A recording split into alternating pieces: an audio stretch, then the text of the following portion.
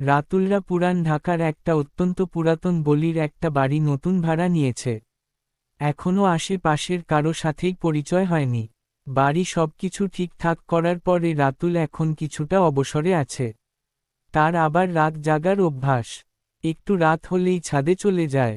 তো এই বাড়িতে উঠার পরে প্রথম যেদিন ছাদে উঠল তখন প্রায় 12:30 বাজে। চারপাশে তাকাতে যেয়ে দেখে পাশের বিল্ডিংয়ের ছাদে একটা মেয়ে মাথা নিচু করে দাঁড়িয়ে আছে। পাশের বিল্ডিংটা এত কাছে ছিল যে একটু চেষ্টা করলেই ওই ছাদে চলে যাওয়া যাবে। যাই হোক, এত রাতে রাতুল একা একটা মেয়েকে ছাদে দেখে একটু অবাকই হল। তবু সাহস করে যে ডাক দিল, এই যে শুনছেন। মেয়েটা কোনো সাড়া দিল না, বরং যেভাবে দাঁড়িয়েছিল সেভাবেই থাকল। এবার রাতুল আরেকটু জোরে ডাকল। এবার মেয়েটি তাকালো, চোখের দৃষ্টি কেমন যেন শূন্য, মৃত মানুষের মতো। রাতুল বলল, এই যে শুনছেন, আমরা এই বিল্ডিংয়ে নতুন আসছি। আমার নাম রাতুল, আপনার নামটা জানতে পারি কি? মেয়েটি আস্তে করে জবাব দিল, নাম বলল, নিধি। তারপর রাতুল বলল, ও তা আপনি এত রাতে ছাদে আসছেন কেন একা একা? এরপর নিধি বলল, প্রতিদিনই আসি, ভালো লাগে। এভাবে একটু একটু করে সেদিন অনেকক্ষণ গল্প করল রাতুল। তারপর নিজের ঘরে চলে আসলো। কিন্তু রাতুল নিজের ঘরে আসার পরেই তার একটা অদ্ভুত অনুভূতি হতে লাগল। তার মনে হতে লাগলো কেউ মনে হয় তাকে দেখছে। ও যখন খাটের পাশে দাঁড়াতো তখন ওর মনে হতো কেউ খাটের নিচ থেকে তাকে দেখছে। এক্ষুনি হয়তো তার পা ধরে টেনে তাকে খাটের নিচে নিয়ে যাবে। আবার ওয়াশরুমে গেলে মনে হতো ভেন্টিলেটর দিয়ে কেউ তাকে দেখছে। এভাবেই তার দিন যেতে লাগল। আর এদিকে প্রতি রাতেই ছাদে উঠে নিধির সাথে গল্প চলতে থাকল। এভাবে চলতে থাকল রাতুলের দিন। রাতুল একসময় খেয়াল করল নিধি কখনো হাসে না।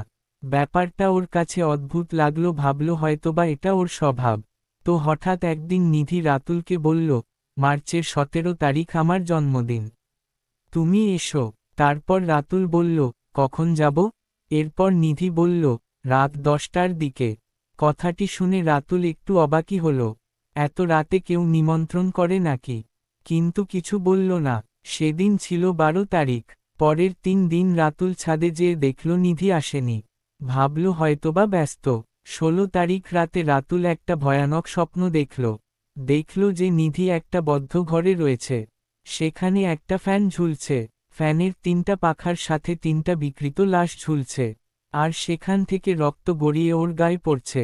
প্রচণ্ড আতঙ্কে রাতুলের ঘুম ভেঙে গেল। কিয়তু ব্যাপারটাকে শুধু স্বপ্ন ভেবে ও উড়িয়ে দিল।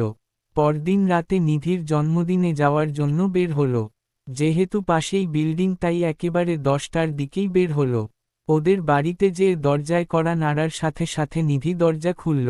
ঘরে ঢুকে একটু অবাক হলো রাতুল। কারণ কোনো আত্মীয় স্বজন নেই। নিধি রাতুলকে বসতে দিয়ে ভিতরে চলে গেল। একটু পরে ওর বাবা মাকে নিয়ে আসলো। নিধির বাবা মাকে দেখে রাতুল একটু চমকে গেল। কারণ তিনজনের দৃষ্টি একরকম, আর কারো মুখেই হাসি নেই। রাতুল বুঝে গেল যে ও কোনো বিপদে পড়তে যাচ্ছে। সাথে সাথে কোনো কথা না বলে দরজার দিকে পা বাড়িয়ে দিল। কিন্তু ততক্ষণে ওরা তিনজন ওকে ঘিরে ধরেছে। তখন রাতুল ওনাদের সামনে জোরে জোরে ভগবানের নাম পড়তে লাগল। ভগবানের নাম শুনে ওরা তিনজন চিৎকার করতে থাকলো আর ওদের গায়ের মাংসগুলো খসে যেতে থাকল। এরপর রাতুল কোনোমতে দৌড়ে বাহিরে এসে অজ্ঞান হয়ে গেল। পরের দিন নিজেকে দেখতে পেল হাসপাতালের বেডে। এলাকার লোকেরা ওকে উদ্ধার করে ওখানে ভর্তি করিয়েছে।